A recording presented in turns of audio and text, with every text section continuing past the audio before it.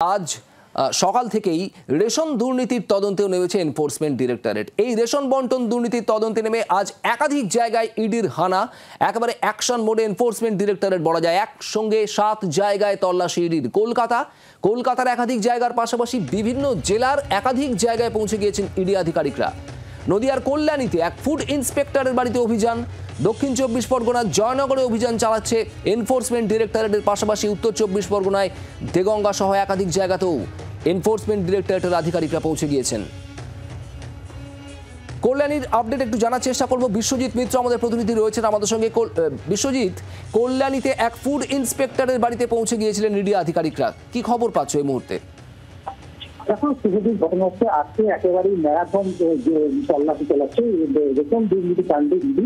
ইতিমধ্যে আমরা যেটা দেখতে পাচ্ছি, আজকে থেকে একেবারেই 5 থেকে 6 জনের প্রতিনিধি ইডির প্রতিনিধি দল কেন্দ্রীয় বাহিনীকে নিয়ে কল্যাণী শহরের 5 নম্বর পাশের পল্লী সালমা হেমব্রম, তিনি একজন দক্ষিণ 24 পরগনার ফুড ইন্সপেক্টর পদে তিনি কর্মরত।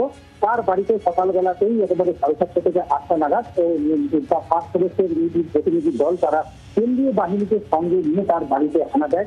আমরা যেটা দেখতে পাচ্ছি, এই রেশন দুর্নীতি কাণ্ডে বেশ কয়েক মাস ধরে ইতিমধ্যেই বেশ কয়েকজনকে গ্রেপ্তার করেছে এবং সেই সূত্রে ধরেই যে সালমা হেমব্রম যিনি সরকারি পদে যিনি কর্মরত, তার বাড়িতেই এই রাত্রে হানা দেয় এবং হানা দিয়ে ইতিমধ্যেই তারা তল্লাশি চালাচ্ছে। যদিও আমরা যেটা জানতে পারছি যে সালমা হেমব্রম যার বাড়িতে তল্লাশি করছে রেশন প্রতিনিধি দল, তিনি এখন বর্তমানে বেসরকারি হসপিটালে চিকিৎসাধীন। তিনি এই মুহূর্তে বাড়িতে নেই, তার 2 ছেলে সেখানে বাড়িতে রয়েছে এবং ইতিমধ্যে কয়েক ঘন্টা হয়ে গেল তারা জিজ্ঞাসাবাদ করছেন যে তার বাড়িতে থেকে কোনো গোপন নথি বা কোনো লেনদেন সংক্রান্ত কিছু রয়েছে কিনা, সেগুলোতে তল্লাশি তারা চালাচ্ছেন বলে আমি জানতে পারছি। বিশ্বজিৎ, নজর রাখো, অর্থাৎ এনফোর্সমেন্ট ডিরেক্টর আধিকারিকরা রয়েছেন কল্যাণীতে। এই ফুড ইন্সপেক্টর সালমা হেমব্রম তার বাড়িতে এই মুহূর্তে এখনো পর্যন্ত রয়েছেন। বেশ কয়েক ঘন্টা পেরিয়ে যাওয়ার পরেও সেখানে তল্লাশি চলছে। আর অন্যদিকে আরও একাধিক জায়গায় ইডির এই তল্লাশি রেশন দুর্নীতি মামলার তদন্তে। বারাসাতের খবর আপনাদের জানাবো। বারাসাত দেগঙ্গা, সেখানেও ইডি আধিকারিকরা পৌঁছে গিয়েছেন। মনোজ মণ্ডল আমাদের প্রতিনিধি রয়েছেন সেখানে। মনোজ, বারাসাতের কোথায় পৌঁছেছেন ইডি আধিকারিকরা, কি খবর? বারাসাতে একটি সরকারি আবাসন রয়েছে, সেখানে কিন্তু সরকারি যে সমস্ত দপ্তরের কর্মীরা সেখানে কিন্তু থাকেন এবং সেইখানে কিন্তু সকাল থেকে আজকে ইডির কিন্তু অভিযান চলছে। তবে সূত্র মারফত যেটা জানা গেছে যে এই যে সরকারি আবাসন অর্থাৎ C8 যে আবাসন রয়েছে, সেই C8 আবাসনে সকালবেলায় বেশ কিছু ইডি আধিকারিক এবং ইডি আধিকারিক সেখানে আসে এবং সেখানে তদন্ত প্রক্রিয়া পর্যন্ত চালাচ্ছে। তবে সেই যে আবাসন রয়েছে, সেই আবাসনে যে C8 আবাসন, সেই আবাসনটা কেন্দ্রীয় বাহিনী দিয়ে পুরোপুরি নিরাপত্তা বলয়ে